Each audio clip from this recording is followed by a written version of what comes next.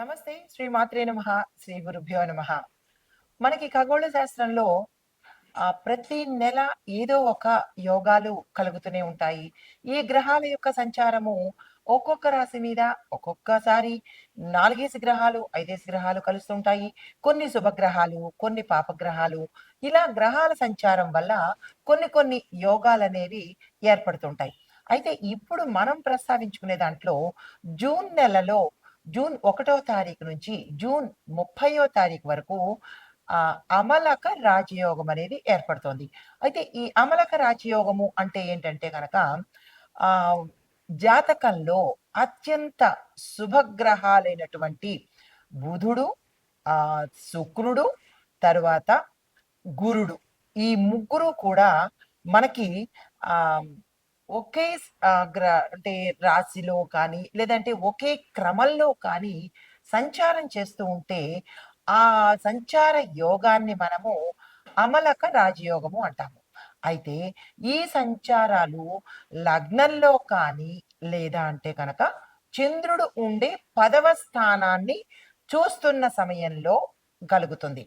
అయితే మరి ఈ చంద్రుడి నుంచి 10వ స్థానంలో చూస్తున్న సమయంలో వాటితో పాటు మరి ఏ ఇతర పాపగ్రహాలు లేకుండా ఉంటేనే ఆ వ్యక్తికి అమలక రాజయోగం ఏర్పడినట్టు లెక్క.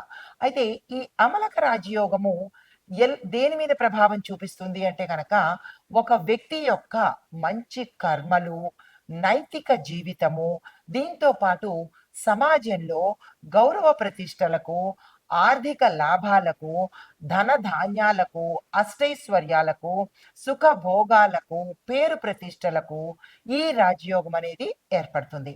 అంటే ఈ రాజయోగం ఇచ్చే ఫలితాలు వీటి మీద ఉంటాయి. అయితే ఇప్పుడు వీటి యొక్క ప్రభావము దేని మీద చూపిస్తుంది? అవి ఇచ్చేవి ఇందాక చెప్పాను. మరి వీటి యొక్క ప్రభావం దేని మీద చూపిస్తుంది? ఒక వ్యక్తికి వృత్తిపరమైన విజయాలను సాధించి పెడుతుంది. అంటే నాయకత్వ లక్షణాలు పెంచడము, వారి పని చేసే చోట వారికి గౌరవ మర్యాదలు రావడము, ఆర్థికపరమైన లాభాలను తెచ్చిపెట్టే అవకాశం కనబడుతుంది. అయితే పదోన్నతులు కూడా ఇచ్చే యోగ్యత కనబడుతోంది. దీంతో పాటు ఆర్థిక స్థిరత్వాన్ని కూడా ఈ అమలక రాజయోగము ఈ యోగ జాతకుడికి ఏర్పాటు చేస్తోంది. అయితే రాజకీయ ఆర్థిక స్థిరత్వాలు అంటే ఎలాంటి స్థిరత్వాలు ఇవ్వబోతోంది అంటే గనక ధన సంపత్తిని, అంటే ఉద్యోగస్తులకు ధన సంపత్తిని, మిగతా వారందరికీ కూడా ధనానికి సంబంధించినటువంటి లాభాలను ఇవ్వడము, వ్యాపారస్తులకు విశేషమైన లాభాలను తెచ్చిపెట్టడము, దీంతో పాటు ఆర్థిక భద్రతను కూడా ఈ సమయంలో అమలక రాజయోగము ఆ జాతకుడికి ఇవ్వబోతోంది. అయితే సామాజిక పరంగా ఎలాంటివి ఇస్తోంది అంటే కనుక సమాజంలో ఈ వ్యక్తికి, ఈ అమలక రాజయోగము కలిగిన వ్యక్తికి పేరు ప్రతిష్టలు, గౌరవ మర్యాదలు, దాంతో పాటు సన్మానాలు, సత్కారాలు, సేవా కార్యక్రమంలో పాల్గొనడాలు ఇలాంటివన్నీ జరుగుతున్నాయి. అయితే వ్యక్తిత్వంగా ఎలాంటివి వస్తుంది అంటే కనుక నైతికంగా మహోన్నతంగా ఉండబోతున్నారు. దాతృత్వము, దానగుణము పెరుగుతుంది. దీంతో పాటు సహాయ సహకారాలు ప్రతి వ్యక్తికి, అంటే మానవుడు దేవుడు అవుతాడన్నమాట ఈ సమయంలో. ఇవి అమలక రాజయోగాల యొక్క గ్రహ ఫలితాలను ఇవ్వబోతోంది. అయితే ఈ అమలక రాజయోగము ఈ సమయంలో ఏ సమయాల్లో పడుతోంది అంటే కనుక 2025 జూన్ 1 నుంచి ఇందాక చెప్పినట్టు జూన్ 30వ తారీఖు వరకు శుక్రుడు తన స్వరాశిలోనే వృషభంలో సంచారం చేస్తున్నాడు. ఎప్పుడైతే వృషభంలో సంచారం చేస్తున్నాడో కొన్ని కొన్ని రాశులకు విశేషమైన యోగం కలిగేటట్టుగాను, మరికొన్ని రాశులకు మిశ్రమ ఫలితాలు, మరి కొన్ని రాశులకు నీచ ఫలితాలను ఇవ్వబోతున్నాడు. అయితే ఇందులో భాగంగా ఈ రాశుల వారికి ఎలాంటి ప్రభావాలు రాబోతున్నాయి అంటే కనుక క్లుప్తంగా చెప్తాను, తదుపరి వివరంగా చెప్తాను.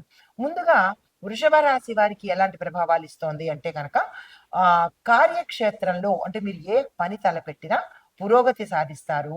ఆర్థిక లాభాలను కూడా పొందుతారు. ఏ రంగంలో ఉన్న వాళ్ళకైనా సరే, ఉద్యోగస్తులు కాదు, వ్యాపారస్తులు కాదు, ఎవరైనా సరే ఈ వృషభ రాశిలో ఉన్న వారికి ఆర్థిక లాభాలను చేకూరుతాయి.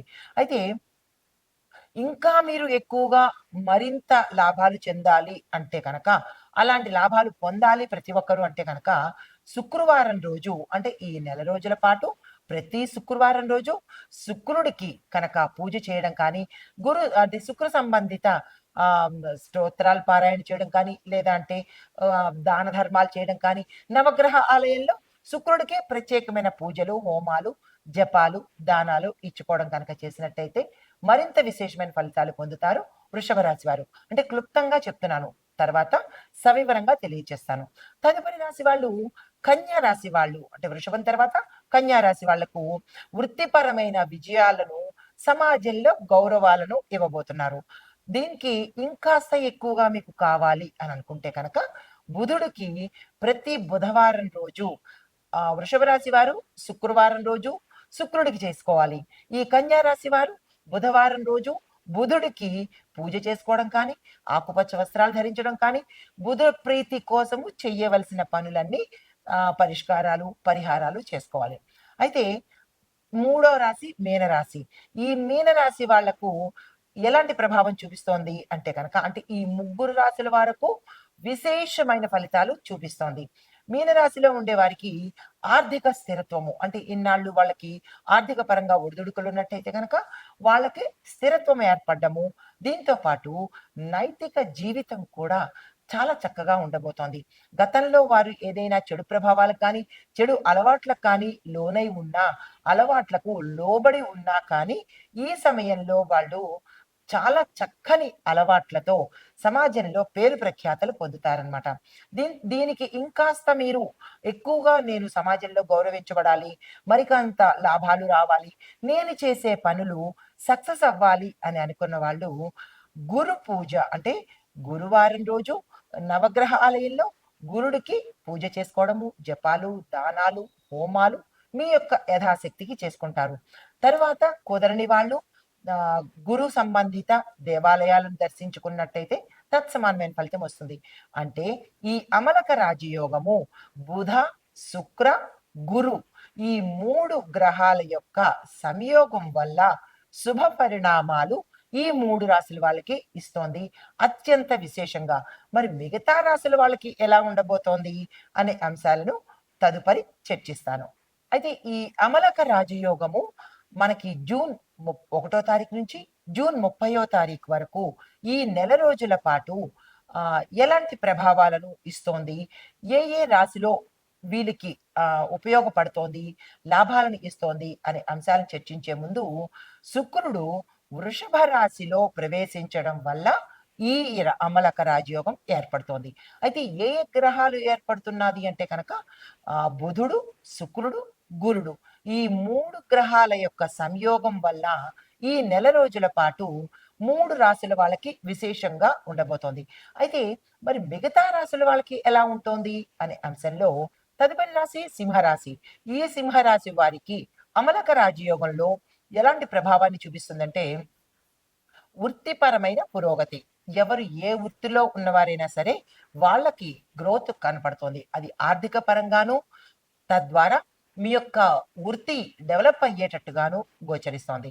అయితే ప్రజా జీవితంలో అంటే రాజకీయ నాయకులు కావచ్చు, సేవ చేసే వాళ్ళు కావచ్చు, ప్రజలతో మమైక్యమైన వాళ్ళకి కూడా విశేషమైన ఫలితాలు ధనపరంగాను, కీర్తి ప్రతిష్టల పరంగాను ఇవ్వబోతున్నారు. అయితే గత కొంతకాలంగా మీరు కష్టపడి పనిచేసిన వాళ్ళు ఏ రంగంలో ఉన్న వాళ్ళైనా సరే వాళ్లకు ఈ సమయంలో ప్రతిభను గుర్తించి రాజయోగం పట్టే విధంగాను మీ మీ రంగాలలో గుర్తింపు కలిగి అది ఆర్థిక పరంగా కావచ్చు లేదా కీర్తి ప్రతిష్టల పరంగా కూడా కావచ్చు, అది శుక్రగ్రహం మూలకంగా జరగబోతోంది. అయితే కొంతమందికి ఉన్నత పదవులను పొందే అవకాశము రాజకీయ నాయకులు కావచ్చు, మీరు పనిచేసే ఉద్యోగంలో కావచ్చు, లేదా వ్యాపార పరంగా కావచ్చు, ఉన్నతమైన స్థాయికి వెళ్ళే అవకాశాలు చాలా ఎక్కువగా ఈ సమయంలో గోచరిస్తున్నాయి.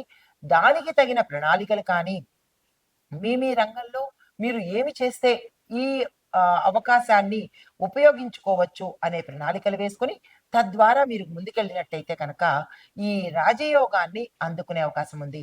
అయితే మరొక విశేషం ఏంటంటే, పొలిటికల్‌గాను, మేనేజ్‌మెంట్ రంగంలో ఉన్న వాళ్ళకు, వాళ్ళు ఊహించని ఫలితాలను ఈ సమయంలో పొందబోతున్నారు. పొలిటికల్‌గా ఉన్న వాళ్ళకు వాళ్ళ ఊహకందని స్థాయికి వెళ్ళడము, ప్రమోషన్స్ రావడము, పదవులు చేపట్టడము, ప్రజల్లో వీరి పట్ల నమ్మకం కలగడము, ఇలా ఒకటని కాదు. మీ మీ స్థాయిలో ఊహించని రీతిలో బుధ, గురు, శుక్ర ఈ 3 గ్రహాల యొక్క రాజయోగాన్ని వీరు అనుభవించబోతున్నారు. అయితే మేనేజ్‌మెంట్ రంగంలో ఉన్నవాళ్ళు, ఏ రంగంలో ఉన్నా సరే, మేనేజ్‌మెంట్ కేడర్‌లో ఉన్న వాళ్ళకి కూడా ఇటువంటి ఫలితాలనే అందించబోతున్నారు. అయితే మీరు చేయవలసిన పని ఏంటంటే, మీ రంగాలలో ఉన్నవాళ్ళు ఎలాంటి ప్రయత్నాలు చేస్తే మనకి ఆ స్థితి కలుగుతుంది అనేది ముందుగా ఒక ప్రణాళిక ఏర్పాటు చేసుకొని, దానికి తగినట్టుగా ఎగ్జిక్యూట్ చేసే పనిని ఈ 30 రోజుల పాటు చేసుకోండి. ఈ సమయాన్ని అస్సలు వృధా చేసుకోకండి. 30 రోజులు మాత్రమే మీ చేతిలో ఉంది. ఇప్పుడు మీరు చేసిన ఈ పని ఉత్తరోత్తర లాంగ్ టర్మ్‌లో దీని బెనిఫిట్స్‌ని పొందే అవకాశం ఉంది. ఈ 3 విశేషమైన గ్రహాలు, ఉత్తమమైన గ్రహాలు. ఈ రాజయోగాలలో కల్లా అత్యంత విలువైన రాజయోగము ఈ అమలక రాజయోగము. దీన్ని ఎవ్వరూ వృధా చేసుకునే ప్రయత్నం చేయకండి. నమస్తే. 2025 జూన్ 1 నుంచి జూన్ 30 వరకు మనకి అమలక రాజయోగము అనేది ఏర్పడబోతోంది. ఈ అమలక రాజయోగము అనేది అత్యంత విశేషమైన యోగాలలో యోగరాజ్యమైనదనమాట. అయితే ఇందులో ఏ ఏ గ్రహాలు కలుస్తున్నాయి అంటే బుధుడు, గురుడు, శుక్రుడు ఈ 3 అత్యంత శుభగ్రహాలు. అయితే ఇక్కడ మనకి కొంతమంది ప్రేక్షకులకు సందేహం వస్తోంది. ఏమనంటే, మీరు దీనిలో చెప్తున్నారు అన్నీ కలిసొస్తున్నాయి, అన్నీ బాగుంటున్నాయి అనేది మీరు చెప్తున్నారు. మాకు అవ్వడం లేదు అని వాళ్ళు సందేహాలు తెలుపుతున్నారు. అయితే ఇది గోచార రీత్యా చెప్తున్నాం తప్ప, ఎవరి పేరు పెట్టి కానీ, లేదా పలానా వారికి అని కానీ చెప్పడం జరగటం లేదు. ఇది పంచాంగం ప్రకారము గోచార రీత్యా ఈ రాశుల వాళ్ళకి ఈ గ్రహాల యొక్క ఫలితం ఉంటుంది అనేది చెప్పడం అవుతోంది. అయితే దీన్ని మీరు మీ యొక్క రాశి చక్రంలో ఏ స్థానంలో బుధుడున్నాడు, ఏ స్థానంలో గురుడున్నాడు, ఏ స్థానంలో శుక్రుడున్నాడు అనేది చూసుకొని, ఆ స్థానాల యొక్క ఫలితాన్ని మాత్రమే మీరు అన్వయించుకోవాలి. ఇది 70% మాత్రమే వర్తిస్తుంది కానీ, 100కి 100 పాళ్ళు వర్తించదు. అది ఒక్కటి ప్రేక్షకులు గమనించుకోండి. అయితే ఇప్పుడు ఆహ్, ఇందాకటి వరకు మనము రాశుల గురించి చెప్పుకున్నాము.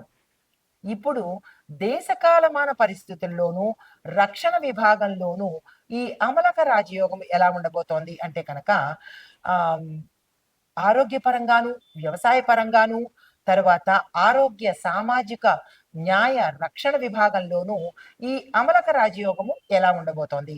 అంటే ముందుగా దేశ రాజకీయ పరంగా చూసుకుందాము. దీనిలో ఎలా ఉండబోతోంది? స్థిరంగా ఉంటుంది. అంటే మనకి రాజకీయ పరిస్థితి ఈ 30 రోజుల పాటు స్థిరంగా ఉంటుంది. శుక్రుడు సామరస్యానికి, నైతికతకు చిహ్నం అన్నమాట. గొడవలొచ్చే దగ్గర మనకేం చేస్తాడు? గొడవలు రాకుండా సంయమనం చేస్తాడు. శాంతి, శాంతి అని చెప్తాడనమాట. దీంతో పాటు కేంద్ర ప్రభుత్వం తీసుకునే నిర్ణయాలు చాలా స్థిరంగాను, కాంక్రీట్‌గాను అందరూ ఆమోదించే యోగ్యంగాను ఉండేటట్టుగా కనబడుతోంది. అయితే మహిళా నాయకత్వముకి ఎక్కువగా ప్రాధాన్యత ఇచ్చే అవకాశము ఈ సమయంలో కనబడుతోంది. అంటే మహిళా నాయకులకు, రాజకీయ నాయకులకు భవిష్యత్తు చాలా శక్తివంతంగా ఉండబోతోంది. అంటే రాజకీయాలలో ఎవరైతే మహిళలు పనిచేస్తున్నారో వారి యొక్క మాటకు విలువ పెరుగుతుంది. వారి ప్రణాళికలకు, పథకాలకు విశేషమైన ఆదరణ దొరుకుతుంది.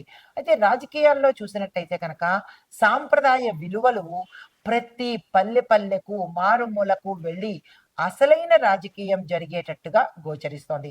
అయితే కాలమాన పరిస్థితులు కనుక చూసుకున్నట్టయితే సీజనల్‌గా మనకి వర్షాలు ఎలా ఉండబోతోంది? వాతావరణం ఎలా ఉండబోతోందంటే వర్షాలు కొంచెం ఎక్కువగా పడేటట్టుగాను కొన్ని ప్రాంతాలలో అతివృష్టి, కొన్ని ప్రాంతాలలో అనావృష్టి గోచరిస్తోంది.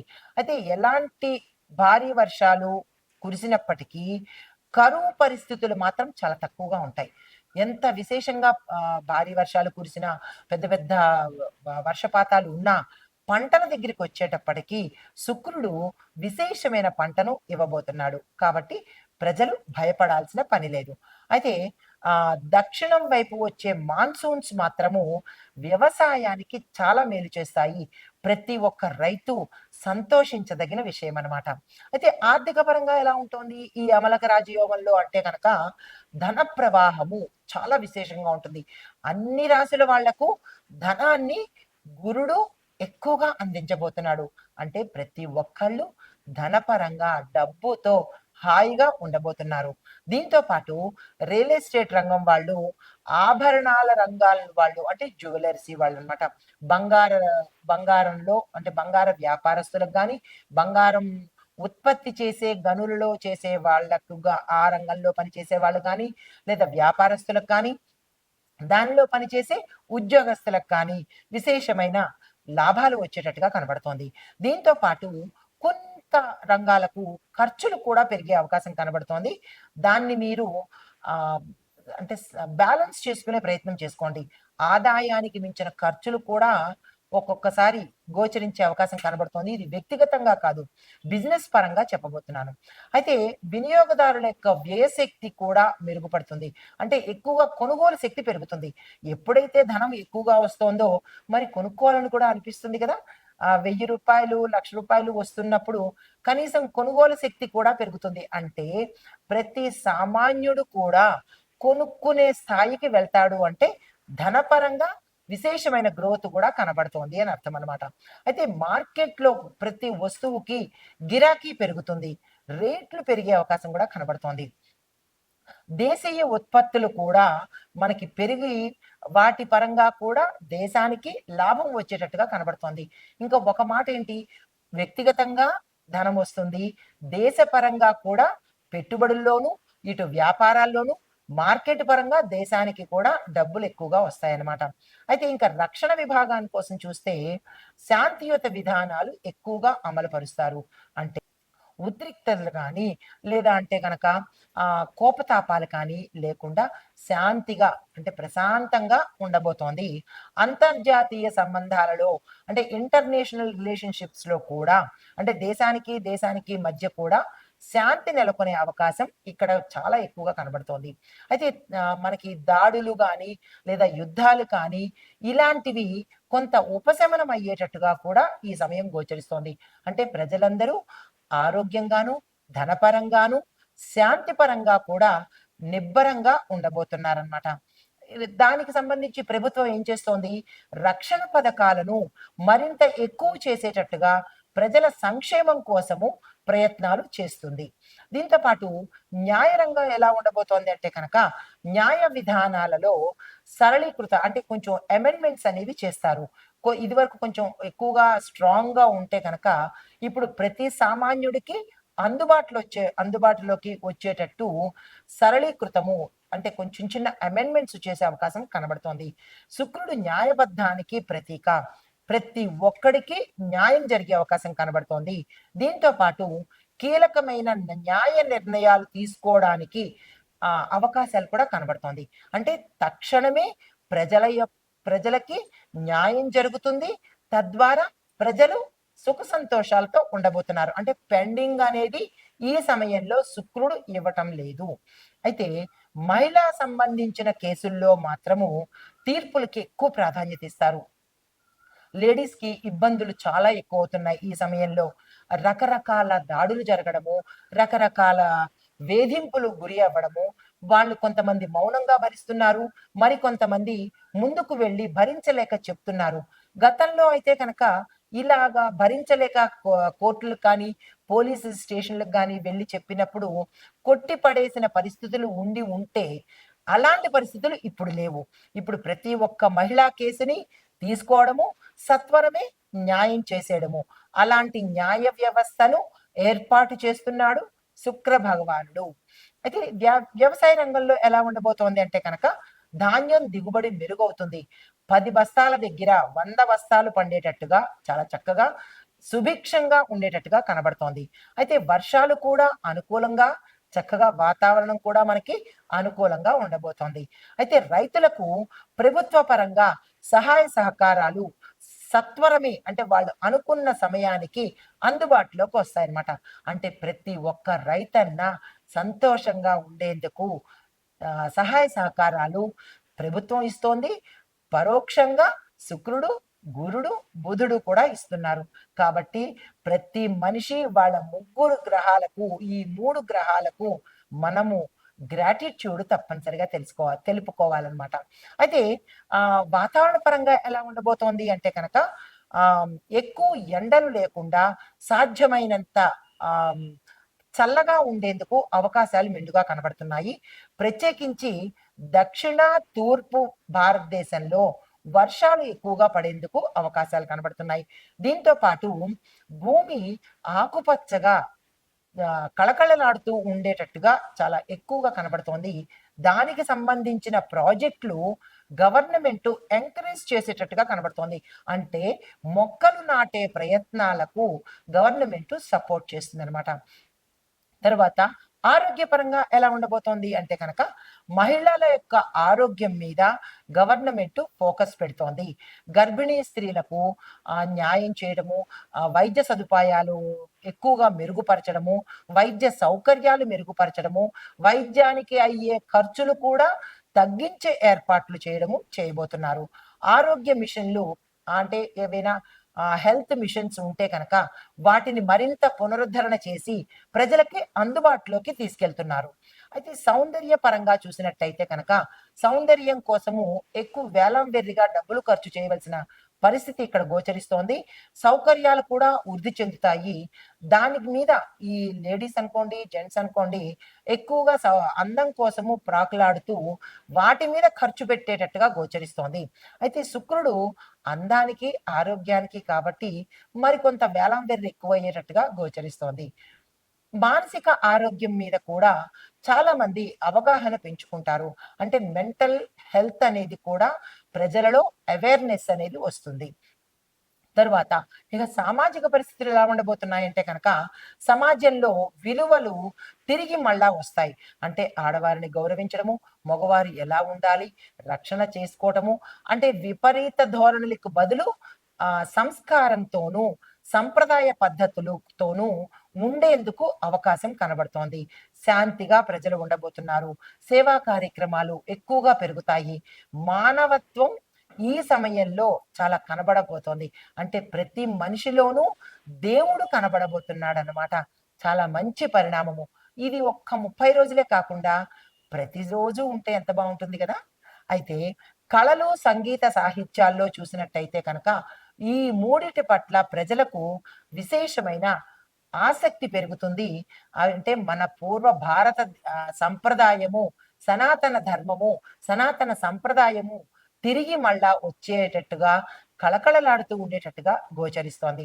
అయితే మహిళలు, యువత అంటే యూత్ అండ్ వుమెన్ కూడా ఎదుగుదలకు ఇది మంచి సమయము. ప్రతి ఒక్క యువత మేలుకొని, మీ బాధ్యత తెలుసుకొని, గుర్తెరిగి భారతదేశానికి సేవ, వైద్యము, విద్య అన్నీ అందించాలని ఈ 3 గ్రహాలు మనకి ఈ సమయంలో ప్రోత్సాహాన్ని ఇస్తున్నాయి. సత్ఫలితాలను, మహారాజ యోగాలను అందించబోతున్నాయి.